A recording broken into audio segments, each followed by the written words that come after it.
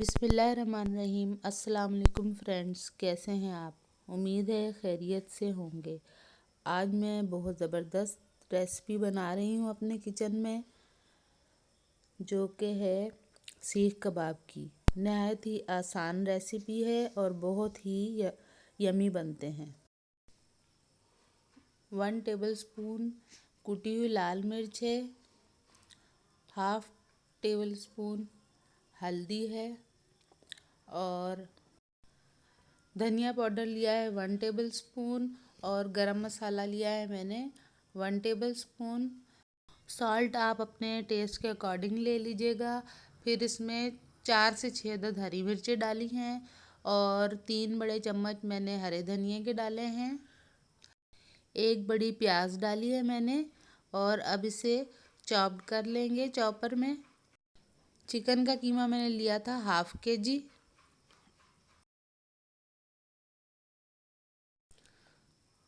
ये देखें हमारा कीमा चॉप हो रहा है। कीमा हमारा चॉप हो चुका है। इसके बाद हम स्टिक्स तैयार करते हैं।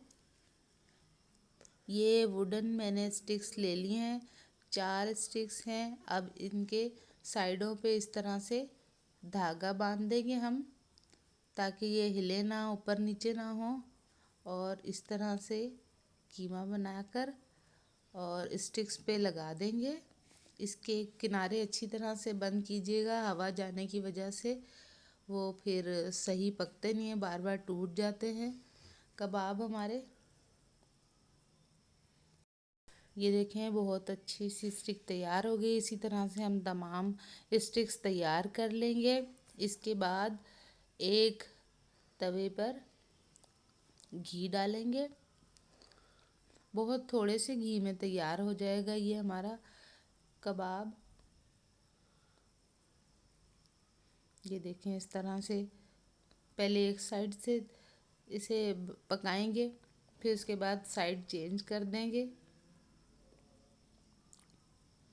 4 कबाब रखकर मैं पका लूँगी।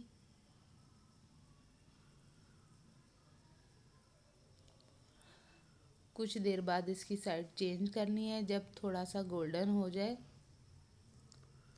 और इसे मीडियम फ्लेम पर ही हमने पकाना है। फ्लेम तेज़ नहीं करनी, वरना अंदर से कच्चे रह जाएंगे।